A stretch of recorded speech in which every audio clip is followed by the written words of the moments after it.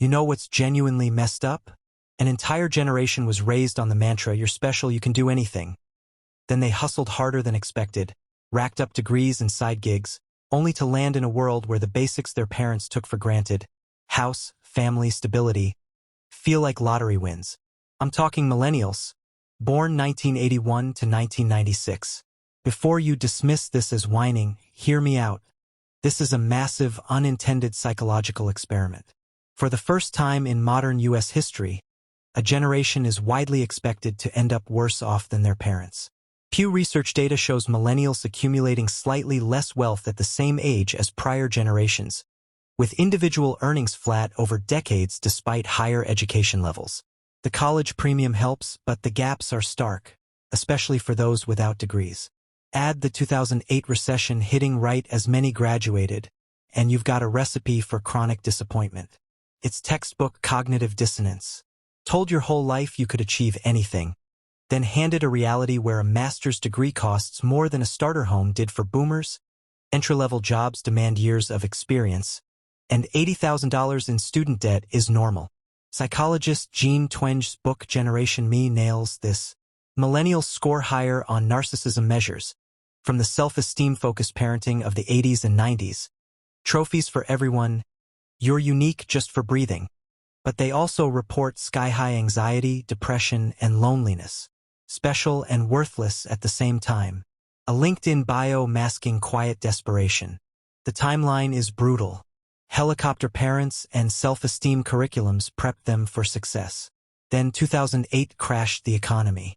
Social media arrived during identity formation, Facebook in 2004, Instagram in 2010, turning life into a permanent performance for likes and validation. Research from Tim Kaiser and others shows that tying self-worth to external markers, money, status, social approval tanks mental health.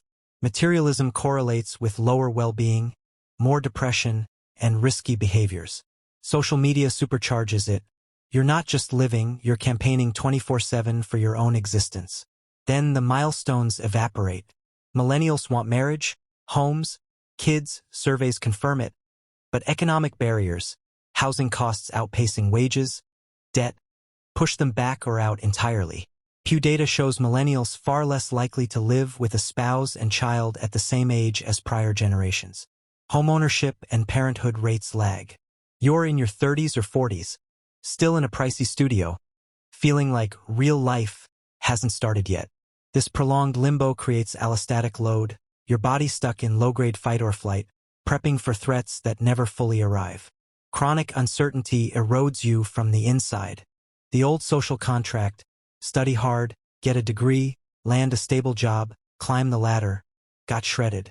Pensions vanished, layoffs became strategy, gig work replaced benefits. Job hopping isn't entitlement. It's adaptation to a system that treats workers as disposable. Millennials are the most educated and diverse generation yet, raised with the internet from teen years onward. They've seen every truth online, so they question institutions and authority. That critical eye gets labeled entitled or difficult, but it's pattern recognition. They're also the first to normalize therapy and mental health talks. No more tough it out. But they're doing it amid unprecedented stressors. Record debt, housing insanity, job insecurity, and now climate dread. Existential anxiety is real, and they're bearing it with less power to fix the big problems. So yeah, society shrugs. Why so anxious? Just buy a house already. But this isn't laziness. It's a rational response to a map that no longer matches the terrain.